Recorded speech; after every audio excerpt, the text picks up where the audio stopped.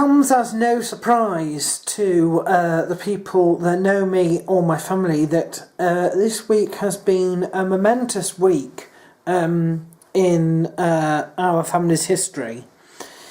Do you know I was the first of 5 to be born during the previous generation? I'm now about 6 months away from being 33 years old, and at least 2 of the other 5 are within 4 years. There's only sort of 6 years that comes between us. So it's been a long time since we've had any new members of our family that haven't been brought in by Dowager, so to speak. There's been quite a few of them in the recent years, it has to be said. And the first one of those was in 2011, when my sister Rosie married her then fiancé, and they were the first to wed. And what a glorious day that was. I still remember it, in fact. Anyway, at the beginning of this year, she announced that she was pregnant, and last week she had a little baby girl. And as I understand, I have seen her in the flesh, but as I understand now, they are out of hospital and doing well. I do have to be a little bit careful what I say, because I do realise that a lot of people watch these blogs that may not know some of the stuff that I know, and may really ought to hear it from the parents of the new child rather than me. So I'm sort of going to leave it at that, really. But needless to say that me and the rest of the family are absolutely thrilled by this. We really are. And there we are. The first of the next generation has been born, and this is the future now. Another thing to say this week is that unfortunately Karen Quayle has died, and that brings the Quayles back down to 2. Karen probably died during egg binding, because I had not seen her have any problems before that, so I think that's probably what the issue was. There's been some thoughts about the aviary. The Pulver House of Birds opened not long after I moved to Markenfield. We are very, very close now to 3 years of having the aviary. Do you know, I put a 5-year estimate on it in terms of how long it's going to last. That would take us up to the first quarter of 2017. I don't know. I started off with birds inside, and the pros of that was that you got to know the birds very, very well. It was also easier to spot if there was sort of something wrong with them, easier to interact with them. You know, my gran paid for the aviary when I moved house, and the pros of that is that obviously you can buy a hell of a lot more birds. The negative part of that is that it does take far more time up in terms of cleaning and sorting it out. It costs slightly more as well. And of course you have to get used to the fact that if you have a massed flock, it's not unusual for birds to die, whereas when you have just 1 or 2 inside, it's a little less common. So I have decided that next year I will not be going to the Stafford Bird Show and not replacing any of the birds.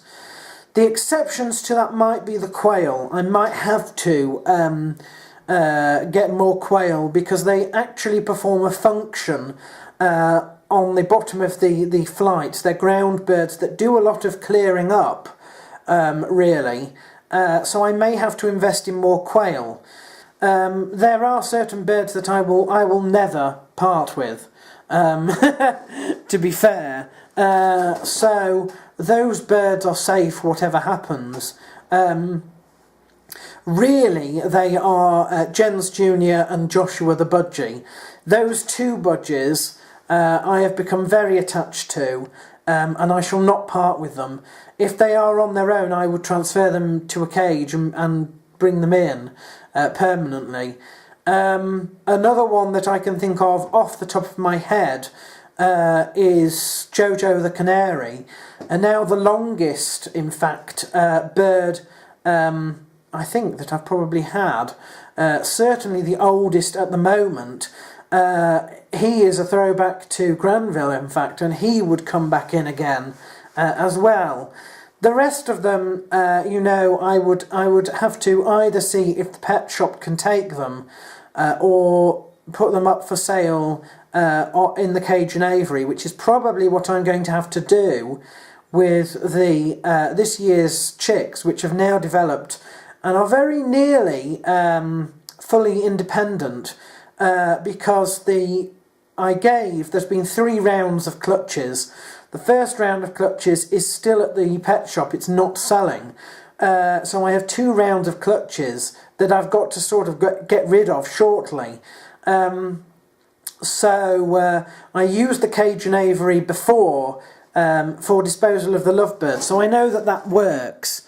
I'm not thinking of immediately getting rid of this. This is something that I'm going to think about over the next year. But I am certainly not buying any more budgies, and not going to the bird show this next year. The other thing that I really wanted to talk to you about was what I'd mentioned before with the seasons, talking about the seasons of my life, and the finishing off the Living and Learning series. Next week will be the end of the Living and Learning series, and following on from that, there will be a blog where I am going to dedicate each weekly blog to speaking a little bit about the seasons and the sort of portions of my life. Most of those are before camera, and what it does is it gives you a good idea of the years that you can't see on camera, so to speak, and the important developments there. I know that I spoke about some of the personal things, like, my sexuality, for example, over the Lenten project a couple of years ago. So, it's not the first time that I've been deeply personal online. I don't really care, but that is coming up, certainly between now and Christmas, and maybe beyond that. There are just 3 more things to do, 2 of which are fighters of the card for the last 2 events, the last 2 UFC events this past week. The first one is a fight night, and I don't know what number it is. I'm just seeing if it says at the top, but I doubt it. Where are we? No. But I have decided to give it to... I'll just make sure that I get to the right place. Oops, there we are. Where are we? Yes, Rory MacDonald. He managed to get a stoppage in the 3rd over Tarek Safadine, and he was in the main event. So I'm definitely going to give it to him. I think a lot of the others on that went all the way to decision. So there we are. The other one that happened that night as well. Again, where are we? I don't know what I'm doing here. You would have thought that I'd never used a computer before, the way I'm acting at the moment, but there we are. Right, yes. I am giving to Rick Story. This was the main event again, and it was a very close call, I think. He was fighting Gunnar Nelson, and he managed to get a split decision. Now, I think that Gunnar Nelson was sort of going up really, really quite strongly, and this has dented him. I am absolutely sure that there are some people that will disagree with that result. But Rick Story did well a number of years ago, not so brilliant recently, and this could be his way of returning. I have to say that it was quite hard to give to decide who to give the fighter of the card award to on this particular card, because a lot of them were over in the first round with stoppages, and all of which were quite exciting to watch. So there were a whole number of people that I could have chosen, but I chose Rick's Story for that. So well done to that. And whilst I remember, I believe, I don't know if this is still happening, but I have Edwin DeWeese down for fighting this next week. So if that's still going on, good luck to him. Birthdays, there are only 3.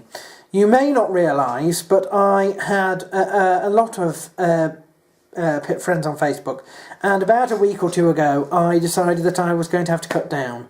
Thankfully, a lot of those that disappeared were fighters that I, didn't really know, rather than people who, friends or whatever from the past.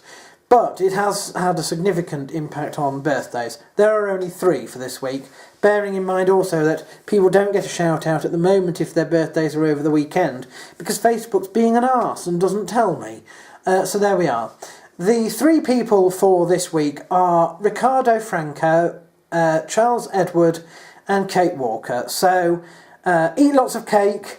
I shall eat lots of cake to celebrate as well. I have in fact been celebrating ever since my niece was born, and that's another thing. As you know, we're coming up to the 13th week since I broke my ankle. We've just had 3 weeks of getting things back to usual, and I'm commencing now walking in and out, and so of course on Tuesday I shall have to stop the celebration and go back to actually, walking, healthy eating, blah, blah, blah, blah, blah. But for this one night, for this last night, because I've done it last night as well, and the night before, we should be celebrating. So there we are. Happy birthday to all of them, and I shall see you next week for a living and learning blog to round that series off.